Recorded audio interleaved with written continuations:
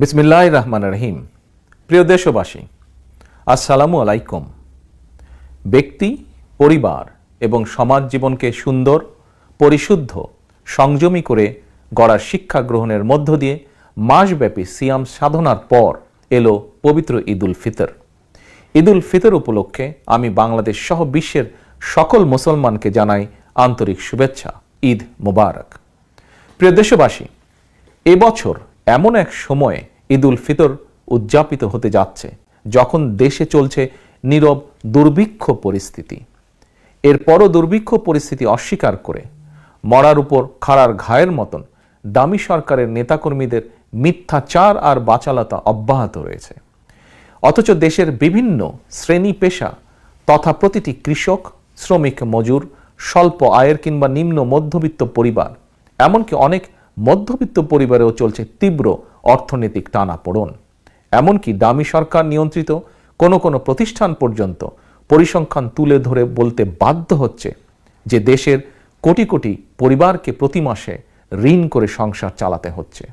দেশের কোটি কোটি কৃষক পরিবার তীব্র খাদ্য নিরাপত্তায় ভুগছে, তবে প্রকৃত সংখ্যা আরও অনেক বেশি। এমন পরিস্থিতিতে পবিত্র ঈদ উল ফিতরের প্রাক্কালে এই মুহূর্তে আমার মনে পড়ছে বাংলাদেশের জাতীয় কবি কাজী নজরুল ইসলামের কবিতার দুটো লাইন। জীবনে যাদের হররোজ রোজা, ক্ষুদায় আসেনি নিদ, মুমূর্ষ সেই কৃষকের ঘরে এসেছে কি আজ ঈদ। প্রিয় দেশবাসী, দেশের ৫৪ বছরের ইতিহাসে বিশেষ করে গত ১৫ বছর ধরে ধীরে ধীরে মানুষ হারাতে শুরু করেছে ধর্মীয়, রাজনৈতিক, সামাজিক, সাংস্কৃতিক অধিকার ও মূল্যবোধ। হলে কিংবা হোস্টেলে তারাবির নামাজ আদায়, ইফতার মাহফিল, গরুর গোশত ভক্ষণ কিংবা রামাদান মাসে শিক্ষা প্রতিষ্ঠান খোলা বা বন্ধ রাখা নিয়ে এবারের রামাদান মাসে দেশের ধর্মপ্রাণ মানুষকে যে ধরনের চতুর বিধিনিষেধ মোকাবেলা করতে হয়েছে, অতীতে আর কখনোই এতটা বিপর্যয়কর পরিস্থিতির মোকাবেলা করতে হয়নি। আমি মনে করি আত্মিক পরিশুদ্ধি অর্জনের পাশাপাশি এবারের রামাদান মাস দেশের স্বাধীনতা প্রিয় গণতান্ত্রিকামী জনগণের সামনে কিছু বিশেষ বার্তা রেখে গিয়েছে। সেটি হলো, স্বাধীনতা প্রিয় গণতান্ত্রিকামী জনগণ ভবিষ্যৎ সম্পর্কে এখনই আরও সচেতন এবং সতর্ক না হলে সেদিন হয়তো আর বেশি দূরে নয় যেদিন বাংলাদেশের জনগণকে হয়তো নিজ ভূমিতেই ফিলিস্তিনিদের ভাগ্য বরণ করতে হতে পারে।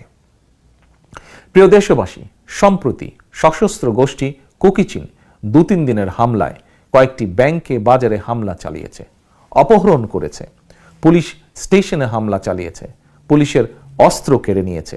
অথচ উদ্বেগের বিষয় হচ্ছে হামলার পরে দেখা গিয়েছে দামি সরকারের কাছে এদের সম্পর্কে কোনো তথ্যই ছিল না।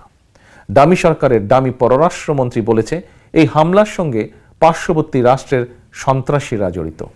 একই সময় দামি সরকারের স্বরাষ্ট্রমন্ত্রী এবং সেতুমন্ত্রী বলেছে এই হামলায় কোনো বিদেশি রাষ্ট্রের মদদ নেই।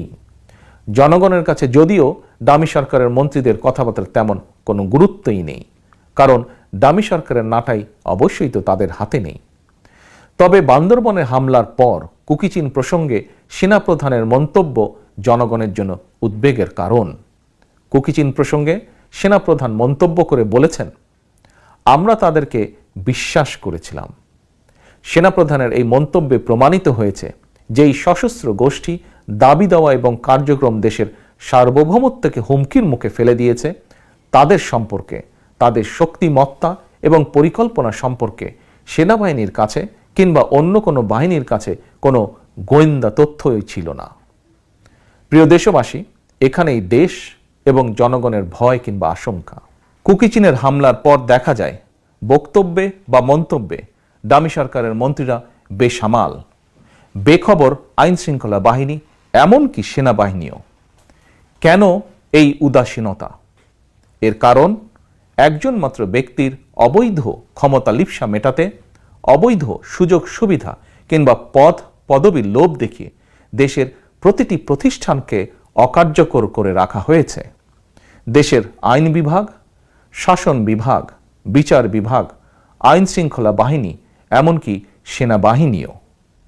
দেশের প্রতিটি বিভাগে বেনজির কিংবা আজিজের মতন কিছু লোভী লুটেরা দুর্নীতিবাজদের নিয়ে একটি মাফিয়া চক্র গড়ে তোলা হয়েছে। নিজ নিজ বিভাগের দায়িত্ব ভুলে গিয়ে এই মাফিয়া চক্র এখন মিলেমিশে একাকার। প্রতিটি প্রতিষ্ঠানেই চিহ্নিত সুবিধাবাদী দুর্নীতিবাজদের কারণে চাইলেও কেউ যথাযথভাবে তাদের উপর অর্পিত দায়িত্ব পালন করতে ব্যর্থ হচ্ছেন, কিংবা যথাযথভাবে দায়িত্ব পালন করতে দেওয়া হচ্ছে না।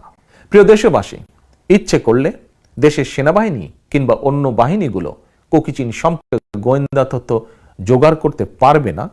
মুক্তিযুদ্ধ থেকে শুরু করে বিভিন্ন সময় সেনাবাহিনীর ভূমিকা কিংবা কার্যক্রম সেটি প্রমাণ করে না।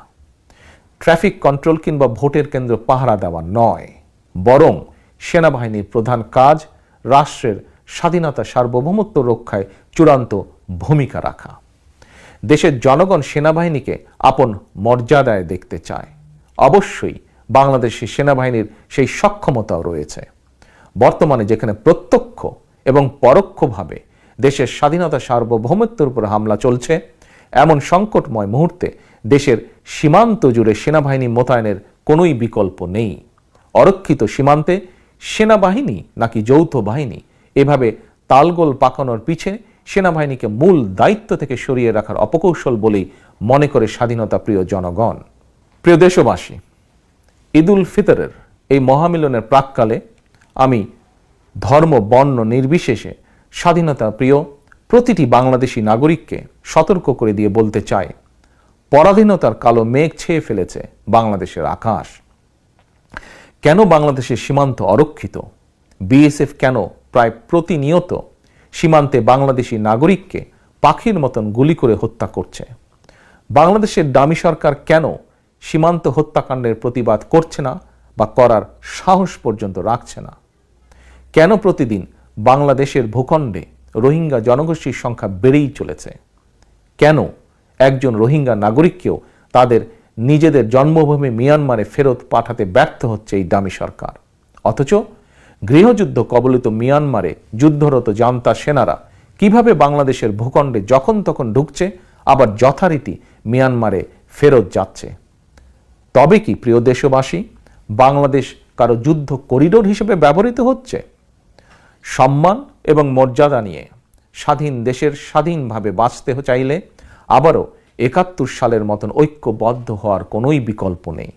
৭১ সালের মুক্তিযুদ্ধ ছিল দেশের স্বাধীনতা অর্জনের জন্য, আর এবারের মুক্তিযুদ্ধ দেশ এবং জনগণের স্বাধীনতা রক্ষার জন্য।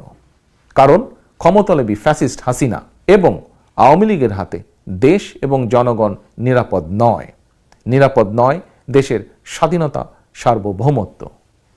প্রিয় দেশবাসী, গত ১৫ বছরে বিএনপি এবং গণতন্ত্রের পক্ষের বিভিন্ন রাজনৈতিক দল এবং মতের অসংখ্য অগণিত নেতাকর্মী, সমর্থক এবং তাদের পরিবার হাসিনার ফ্যাসিবাদী সরকারের নির্যাতনে নিপীড়নের শিকার হয়েছেন। দেশের কারাগারগুলোতে হাজার হাজার নেতাকর্মী বছরের পর বছর ধরে কারাবন্দী রয়েছেন। মাফিয়া চক্রের হামলার শিকার হয়েছেন আরও অনেকেই। এই পবিত্র ঈদেও পরিবার পরিজন থেকে দূরে থাকতে বাধ্য হচ্ছেন।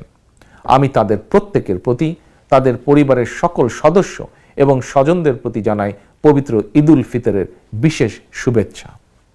আমরা যাতে একটি গণতান্ত্রিক বাংলাদেশে আগামী ঈদ সবাই মিলে নির্ভয় নিরাপদে উদযাপন করতে পারি, আসুন আল্লাহর কাছে সেই প্রার্থনা করি। আবারও সবাইকে জানাই ঈদ মোবারক। আল্লাহ হাফেজ। বাংলাদেশ জিন্দাবাদ। বাংলাদেশ জাতীয়তাবাদী দল জিন্দাবাদ।